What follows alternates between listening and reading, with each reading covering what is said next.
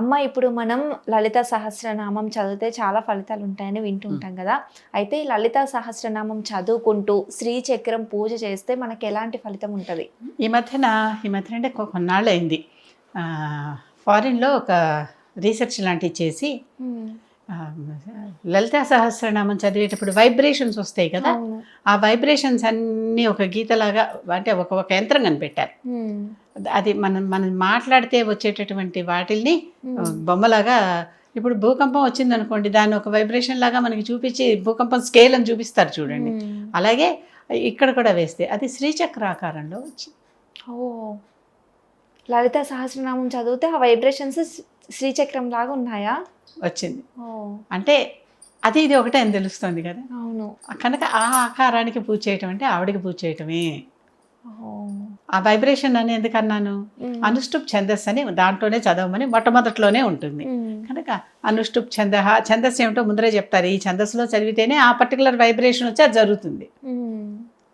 కనుక ఆ ఛందస్సులో ఆ రకంగా కూర్చుని చక్కగా చదివితే చాలామంది లోపల చదువుకుంటారు. నాలాంటిది కూడా లోపలే చదువుకుంటుంది. ఎందుకంటే చదివేటప్పుడు వాచకం కొంచెం పైకి, లేకపోతే కొద్దిగా లోపలికి, ఇంకా కొద్దిగా మానసికంగా పూర్తిగా అలా రకరకాలుగా వైఖరి. అమ్మవారి శబ్దం ఇప్పుడు పరాపశ్యంతి మధ్యమ వైఖరి 4 రూపాల్లో ఉంటుంది. అంటే ముందర ఎక్కడో లోపల ఉంటుంది, మనకి లీలగా తెలుస్తూ ఉంటుంది ఆ శబ్దం, ఓ పదం. తర్వాత పశ్యంతి, ఆ శబ్దం ఏమిటో ఆ పదం ఏమిటో తెలుస్తుంది. అంటే చూస్తాం మనం, చూడటం అంటే దృష్టితోనే. ఆ తర్వాత మధ్యమ, అది బయటపడుతుంది. తర్వాత వైఖరి, పూర్తిగా సౌండ్తో పాటు చక్కగా ఆ పదం ఏమిటో బయటకు వచ్చేస్తుంది. మనం ఒక పదం మాట్లాడటానికి లోపల నుంచి అంత కార్యక్రమం జరిగితే కానీ ఆ పదం మాట్లాడడం అంటే పదంలో ప్రతి అక్షరంలో మంత్రం అన్నాం కదా, ఇది కాదు. కనుక ఈ రకంగా మనం చదివేటప్పుడు చాలా ఎంత చక్కగా మంచి శబ్దంతో, నాదం కదా, ఇదంతా నాదంతో పనిచేసేటటువంటివి. ఆ నాదం ఎప్పుడైతే వస్తుందో దానికి ఒక వైబ్రేషన్ ఉంటుంది. మనం పాజిటివ్ స్తోత్రాలు చేస్తే పాజిటివ్, వీటి మీద నాదం మీద చాలామంది రకరకాల రీసెర్చ్లు చేశారు.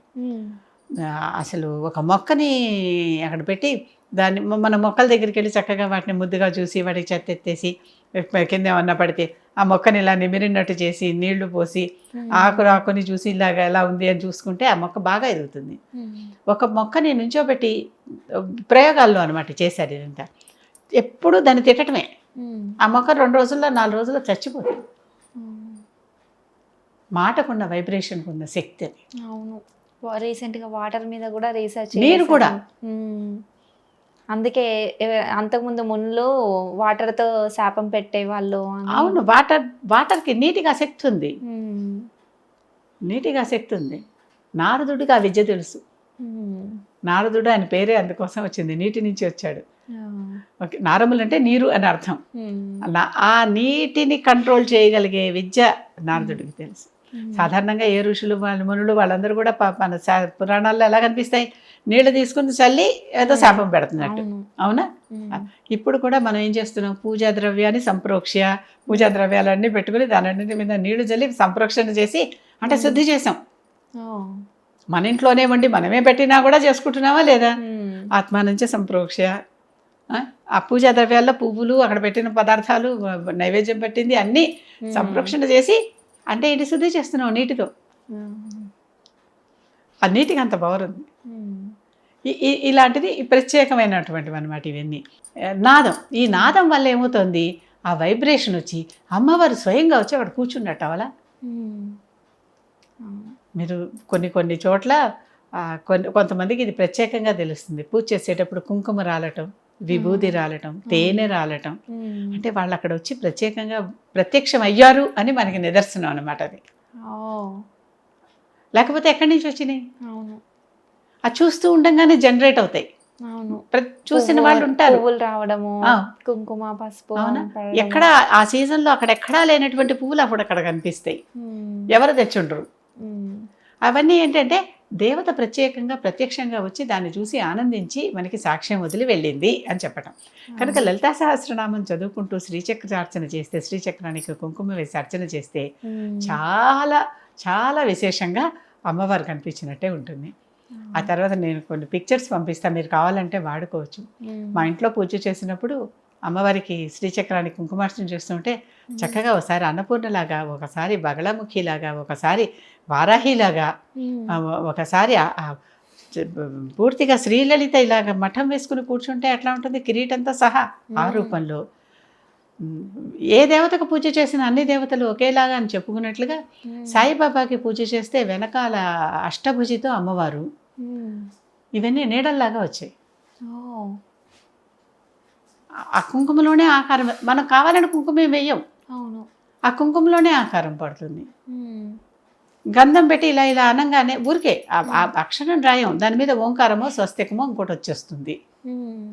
ఇవి జరుగుతాయి, మీరు గమనించి చూడొచ్చు ఎవరిళ్ళలో అయినా. మనం కూడా కాకపోతే అటువంటి మూడు, అటువంటి ఆర్తి, అటువంటి భక్తి, అటువంటి పూర్తిగా ప్రపత్తి అంటాం, పూర్తిగా సంపూర్ణ శరణాగతి అంతే, అది రావాలి. అది వచ్చినప్పుడే ఇవన్నీ వస్తాయి. కనుక లలితా సహస్రనామం చదువుతున్న వాళ్ళందరికీ వస్తుందా అంటే చెప్పలేను నేను. ఇలాంటి క్వాలిటీస్తో చదువుకుంటే వస్తుంది. అమ్మవారు చెప్పింది అది నేనే అని చెప్పింది.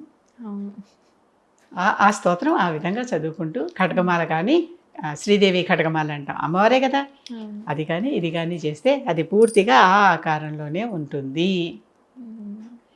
భూమి ఓంకారనాదంతో చెలిస్తోందని ఈ మధ్య శాస్త్రజ్ఞులు నాసా వాళ్ళు ప్రత్యేకంగా చెప్పారు. మనకి ఎప్పటి నుంచో మనం చెప్పుకుంటున్నాం.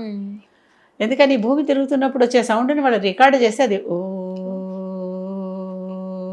అని అనిపించింది ఆపకుండా.